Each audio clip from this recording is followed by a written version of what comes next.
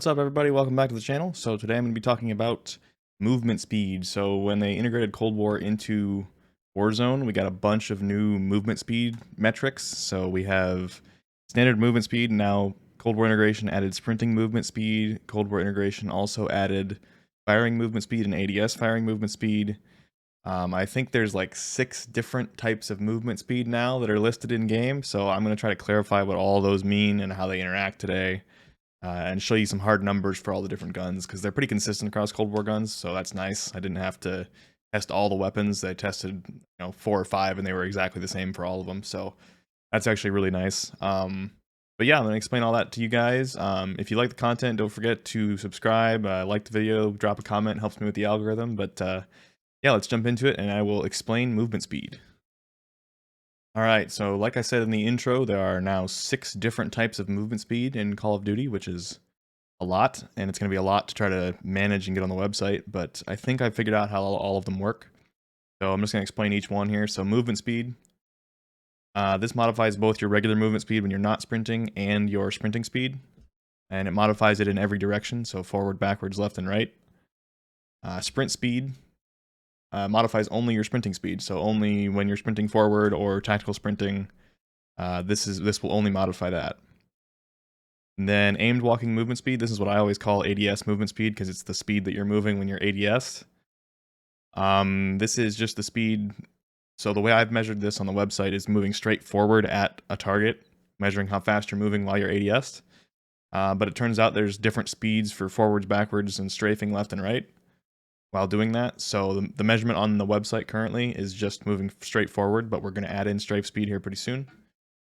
So strafe speed is just exactly that. It's the speed when you're strafing left and right, and this stat affects both regular movement, so when you're not ADS, and when you're ADS. So if you up your strafe speed with a stat, you're going to be able to move left and right when you're not ADS, as well as when you're ADS a little bit faster.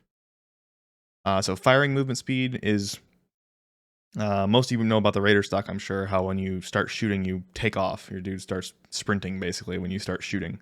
So that's what firing movement speed is. As soon as you pull the trigger, you're firing the weapon, and whatever the modifier is, it will take effect right when you pull the trigger. And firing movement speed is only when you're not ADS. So there's a counterpart to that, ADS firing movement speed, and this is when you're ADS and you pull the trigger. That's the extra movement speed or the reduction in movement speed you'll get depending on what stat you have when you pull the trigger. So it's kind of weird that we have all 6 of these stats and they all interact differently. Like for example, you can have a bunch of aimed walking movement speed attachments that really speed you up when you're ADS'd. And then if you had, for example, a strafe speed attachment that slowed you down a bunch when you're strafing, you could move forward really fast, but left to right really slow when you're strafing. It's just weird. We have a really confusing interaction between all of these different speed measurements. So I think I've got it all figured out, and I actually have the data for almost all of this at this point. So it'll be going up on the website relatively soon. I know I say that all the time, but just have a lot on my plate, so I'm not sure when it'll be up, but we are working as fast as we can, so hopefully all this will be on the site pretty soon. But now that I've explained all that, we're going to jump in and talk about the actual numbers for all the barrels for the Cold War weapons and the underbarrels, so the grips, so like the SFOD speed grip and all those different things. We'll talk about all the different movement speeds, and should explain and give you a lot of the numbers for all the different builds. All right, so they were consistent between Cold War ARs and Cold War SMGs. I tested this on multiple weapons, and they all came out exactly the same. So I'm pretty sure they're just copied and pasted between the weapons, or very, very similar between the weapons. So what I'm going to do is go through a Cold War AR first. So we're going to start with the FFAR and start with the barrels for movement speed. So the very first barrel, ultralight, says it reduces your sprinting movement speed. And that is true. It reduces your sprinting movement speed by 3.6%. So not a huge amount, but not totally insignificant. Cavalry doesn't have any effect. Reinforced heavy barrel says it reduces sprinting movement speed and aimed walking movement speed. Both of those are also true. So sprinting movement speed was reduced by 3.9%, and your ADS movement speed, so your movement speed when you're ADS in all directions, is reduced by 20%. So that's relatively significant in terms of ADS movement speed. Next up, we have the Ranger Barrel. So the Ranger Barrel just has aimed walking movement speed reduction, and it's exactly the same as the Reinforced Heavy. So it reduces your aimed walking movement speed by 80%. Takedown Barrel, I'll talk about strafe speed a little bit later. It does help with strafe speed, but I'm going to include that separately.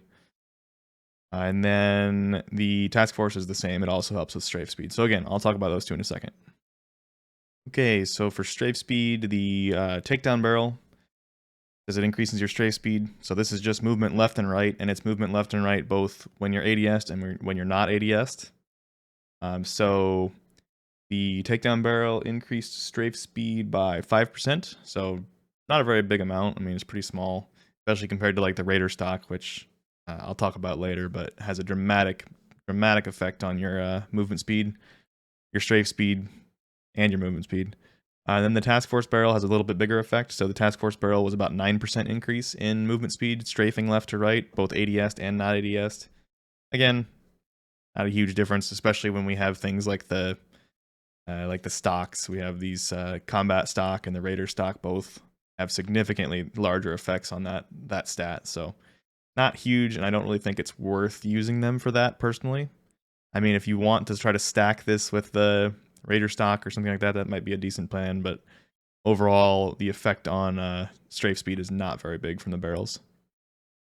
All right, let's go over the Cold War AR Underbarrels now. So you get the Infiltrator Grip, which increases movement speed, reduces sprinting speed. Patrol Grip, which just increases sprinting speed. Bruiser Grip, which increases movement speed. Field Agent Grip, which reduces firing movement speed, ADS firing movement speed. And then the SFOD Speed Grip, which increases sprinting speed but reduces movement speed. Now, I think sprinting speed is more important than movement, personally, because I'm usually sprinting in the game. They're both important, but I just think sprinting is a little bit more important overall. Okay, so let's start with the Infiltrator. So the Infiltrator increased your movement speed by 5% and reduced your sprinting movement speed by only 1%. So not a huge difference there. It does help with your movement speed quite a bit, but it does hurt your sprinting a little bit. Patrol Grip increased sprinting movement speed by 6.2%, but did not affect movement speed at all. Like I said, sprinting speed is separate from movement speed. It's only when you're sprinting. So this increases your sprinting movement speed by 6.2%, like I said. Bruiser Grip increases movement speed, and like I mentioned at the beginning of the video, movement speed modifies both sprint speed and regular movement speed. So this will also increase your sprinting speed. And the Bruiser was just a net increase of 3.5% for both sprinting and movement speed. So that's not a bad deal. You get both sprinting and regular movement, and you get a hipfire boost. And then the Field Agent Grip, I'm gonna have to have a separate section on firing movement speed and ADS firing movement speed. It's really hard to really difficult to measure those two values. So I'll talk about that later. But it's just tough to measure those accurately. And then the SFOD Speed Grip. So sprinting movement speed was increased by 1%, which is a very small amount, and movement speed was reduced by 6.7%. So the movement speed benefits of the SFOD on Cold War ARs is not it's not great overall. Okay, let's talk about the Cold War AR stock effects on movement speed. So the first one is the tactical stock, which hurts your aimed walk or helps your aimed walking movement speed. So that's been the same since the start. It's that 17.6% increase, which is a pretty good increase actually for no penalties. There's no cons to using the tactical stock. Then we have the SAS combat stock and the Raider stock, which both have the same stats listed. The firing movement speed, ADS firing movement speed, aimed walking movement speed, and the Raider stock actually only lists ADS firing movement speed, and that's the one I'm going to focus on because they don't seem to affect the actual firing movement speed very much. But the ADS firing movement speed is a dramatic difference. So the aimed walking movement speed effect, so this is without firing the weapon for both of these, was that 40% increase. It's like a 40% increase in your ADS movement speed, which by itself is a ton. That's a huge amount. One of the biggest effects on that stat on any attachment anywhere. And then we also have the added effect of the firing movement speed increase. So for the SAS combat stock on Cold War ARs, it was something like an extra 30% movement speed, ADS movement speed, which is huge. Now you're up to like 70% increase in your ADS firing move speed, which is wild. I mean, everybody knows this. This is why these two attachments are so good. And then the Raider stock has the same effect, only it's a more significant effect. So when you are just ADS'd and you're moving, you get an extra 40%, just like the SAS combat stock. But when you pull the trigger and you start firing, you get an extra 65% instead of just an extra 30%. So that brings it up to like 105% extra movement speed when you're firing an ADS, which is just ridiculous. And that's what makes the Raider stock so good. And there are some cons to the Raider stock, of course, but I'm just focusing on the movement speed today. And it's one of the most ridiculous attachments in terms of movement speed. Okay, let's talk about the Cold War SMGs real fast. And like I said, these have all been really similar between different weapons as I test them. So I think they are relatively consistent within a few percent at least of the same values. So I haven't tested everything for this yet, but I'm going to go over barrels and underbarrels at least. And then the firing movement speed stuff is a little more complicated, so I'm going to have to test that later. But starting with barrels, the first barrel on the SMGs that affects movement speed is the reinforced heavy. So it says it hurts sprinting movement speed and aimed walking movement speed.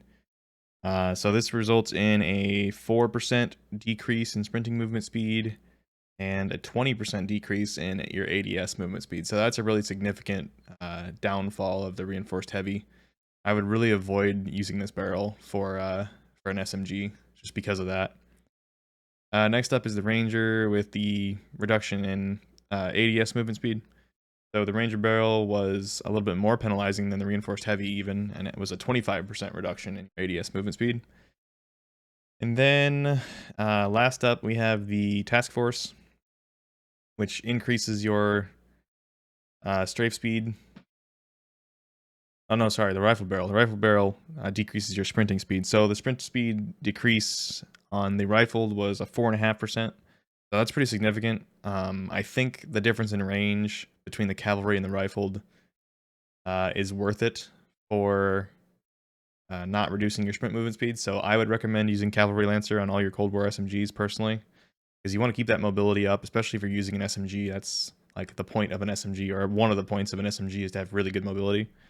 So I wouldn't take an extra, 5-10% in range for a 5% hit in your sprinting movement speed personally.